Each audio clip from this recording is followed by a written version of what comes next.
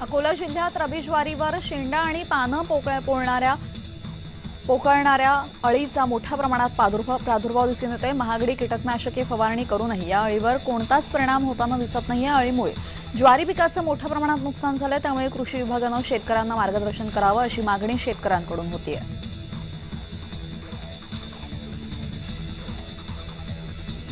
शेतकऱ्यांसाठी अत्यंत आनंदाची बातमी। राज्यातील कृषी क्षेत्रासाठी ऐतिहासिक दिवस। मुख्यमंत्री सौर कृषी वाहिनी योजना 2.0 राबवत सरकारने शेतकऱ्यांना दिवसा वीज पुरवठा करण्यासाठी महत्त्वपूर्ण पाऊल उचललंय।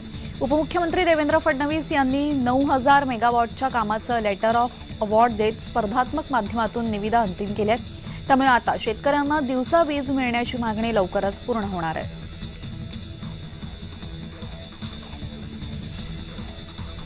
नांदेड जिल्ह्यातील हदगाव तालुक्यातील 8 ते 10 गावांमधील भाविकांना एकादशी उपवास असल्याने त्याने गावातील किराणा दुकानावरून घेतलेली खुली बगर खाल्ल्याने 60 ते 70 भाविकांना विषबाधा झाली असून हदगावच्या उपजिल्हा रुग्णालयात त्यांच्यावर उपचार सुरू आहेत। त्यांची प्रकृती सध्या स्थिर असल्याचं वैद्यकीय अधीक्षक डॉक्टर प्रदीप स्वामी यांनी सांगितलं।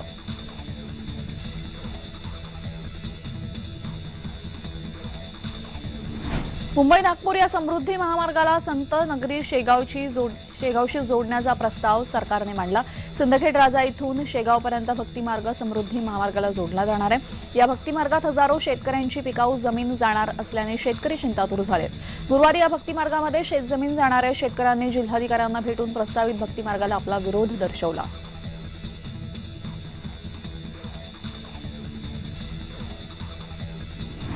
रिपाईतर्फे नवी मुंबई मनपा आयुक्त राजेश नार्वेकर यांच्या दालनात आंदोलन करण्यात आलं। नवी मुंबई शहरामध्ये डॉक्टर बाबासाहेब आंबेडकर यांचा भव्य पुतळा उभारण्यात यावा ही मागणी गेल्या 37 वर्षांपासून करण्यात येत असून मनपातर्फे या मागणीकडे दुर्लक्ष करण्यात येत असल्याने रिपाईतर्फे आंदोलन करण्यात आलं। 14 एप्रिलपर्यंत ठोस निर्णय न घेतल्यास उग्र आंदोलनाचा इशारा देण्यात आलाय।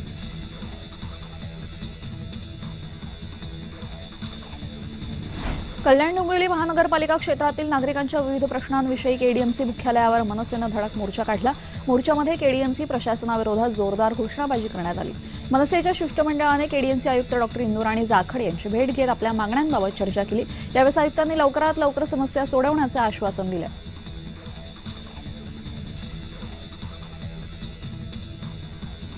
नागपूर येथे चालू असलेल्या महाराष्ट्र राज्य वीज मंडळ कंत्राटी कामगार यांच्या आंदोलनाला गुरुवारी तिसरा दिवस असून अद्यापही सरकारतर्फे कोणीही त्यांना भेटण्यास आलं नसता आंदोलकांमध्ये रोष निर्माण होताना दिसतोय। महाराष्ट्र सरकारने आपल्या मागण्या मान्य न केल्यास या आंदोलनाचं तीव्र स्वरूप पाहायला मिळेल आणि संपूर्ण महाराष्ट्र अंधारमय होऊन जाईल असा इशारा आंदोलकांनी दिलाय।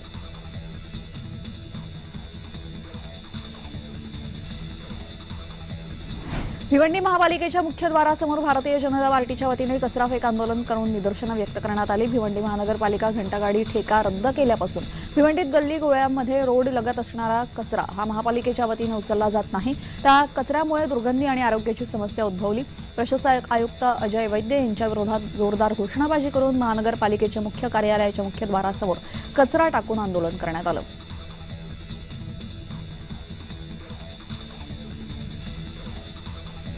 संभाजीनगर जिल्ह्यात डॉक्टर पेशाला काळिमा फासणारी घटना समोर आली आहे। शासकीय रुग्णालयात कार्यरत असलेल्या एका डॉक्टरचा रुग्णालय परिसरालगतच नग्न अवस्थेतील व्हिडिओ व्हायरल झालाय। खळबळ उडाली या व्हिडिओमुळे आणि धक्कादायक म्हणजे अंगावर एकही कपडा नसलेला डॉक्टर रुग्णालयाच्या परिसरात फिरत होता। स्थानिकांनी दिलेल्या माहितीनुसार हा डॉक्टर औषधांचा नशा करतो आणि या नशेत असताना त्याने हे कृत्य केल्याची माहिती मिळते। व्हिडिओ बिडकीन ग्रामीण रुग्णालयातील अतिदक्षता विभागातील असल्याचं बोललं जात आहे।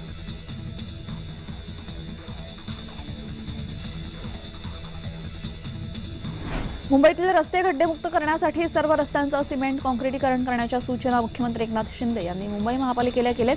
त्यानुसार आतापर्यंत 2050 किलोमीटरपर्यंत 1224 किलोमीटरहून अधिक रस्त्यांचं सिमेंट काँक्रिटीकरण झालंय।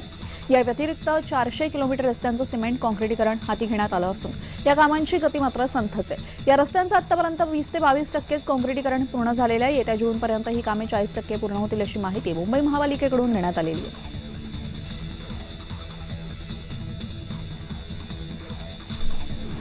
भारत सरकारने कांदा निर्यातीवरील निर्बंध शिथिल करण्यास सुरुवात केली आहे। दरम्यान देशांतर्गत बाजारपेठेतील पुरवठा सुधारल्यानंतर कांद्याच्या दरात घसरण झाली। त्यानंतर सरकारने कांद्याची निर्यात करण्याचा निर्णय घेतला। त्यामुळे शेजारील काही देशांना महागड्या कांद्यांपासून दिलासा मिळणार आहे। सरकारने बहरीन आणि मॉरिशस, शेजारील भूतान या 3 देशांना कांदा निर्यात करण्याचा निर्णय घेतलाय।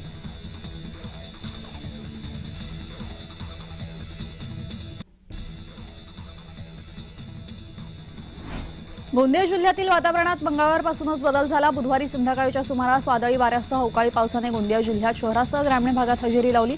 10 ते 15 मिनिटे झालेल्या पावसाचा रबी हंगामातील पिकांना फटका बसला। सध्या रबी हंगामात गहू आणि हरभरा पिकाची कापणी सुरू आहे। बऱ्याच शेतकऱ्यांच्या शेतातील गहू कापणी करून ठेवलाय, तर हरभरा सुद्धा शेतातच पडलाय। याला अवकाळी पावसाचा फटका बसल्याने गहू हरभरा काळा पडण्याची चिंता आता शेतकऱ्यांना सतावतीये।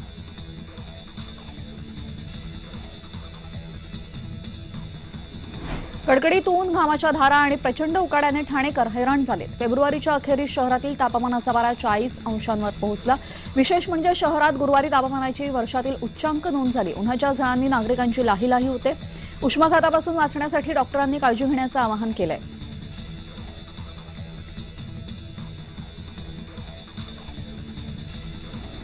मुंबई-पुणे द्रुतगती महामार्गाने प्रवास करणाऱ्यांसाठी महत्त्वाची बातमी। या मार्गावर 100 ची वेगमर्यादा ओलांडल्यास थेट 2000 रुपयांचा ऑनलाईन दंड आकारण्यात येणार आहे। यासाठी प्रत्येक मार्गावर 2 किलोमीटर अंतरावर सीसीटीव्ही बसवण्यात आले असून या माध्यमातून वेगाने जाणाऱ्या वाहनांवर आता नजर ठेवली जाणार आहे।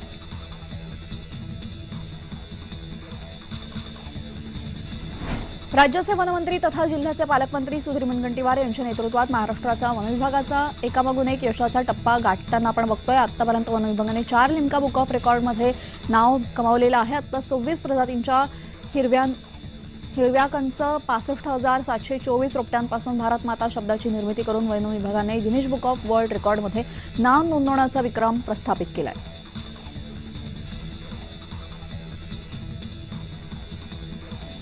संभाजीनगर जिल्ह्यातील कन्नड तालुक्यात असलेल्या पळशी खुर्द येथे रहिवासी भारतीय सैन्य दलाचे जवान संतोष सोपानकाळे हे इंडो तिबेटियन सीमेवर कर्तव्य बजावत असताना शहीद झाले।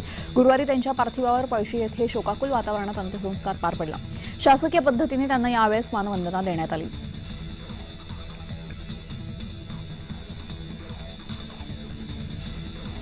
मनमाड येथील वागदरडी धरणाने मार्च महिन्यातच तळ गाठलाय। जेमतेम 8 ते 10 दिवस पुरेल इतकाच पाणीसाठा आहे। सुमारे 1 लाख लोकसंख्येचं शहर असलेल्या मनमाडकरांना भीषण पाणी टंचाईला सामोरं जावं लागणार आहे। मनमाड शहराला पाणी पुरवठा करणारे वागदरडी धरणाने मार्च महिन्यामध्ये तळ गाठल्याने मनमाडकरांना आता पाणी टंचाईचा सामना करावा लागणार आहे। दरम्यान आमदार सुहासअण्णा कांदे यांनीही पालखेडचे बिगर सिंचनाचं आवर्तन मनमाडला मिळावं म्हणून जिल्हाधिकारी यांना पत्र देऊन विनंती केली आहे।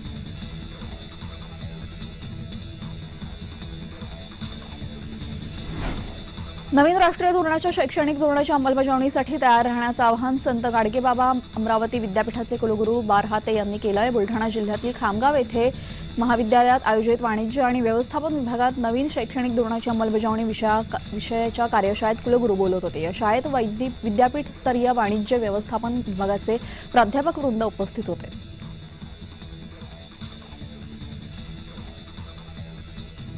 रेणुका सूतगिरणी कर्ज आणि जिल्हा बँक आर्थिक फसवणूक प्रकरणी न्यायालयातील कोठडीत असलेले शिवबाठाचे उपनेते अद्वै हिरे यांना जामीन अर्ज मालेगाव सत्र न्यायालयाने फेटाळला। दिवसभर हिरे यांना जामिनावर झालेल्या सुनावणीमध्ये न्यायालयाने दोन्ही बाजूंचा युक्तिवाद ऐकून घेत जामीन राखीव ठेवला होता, मात्र त्यांचा जामीन आता फेटाळण्यात आलाय।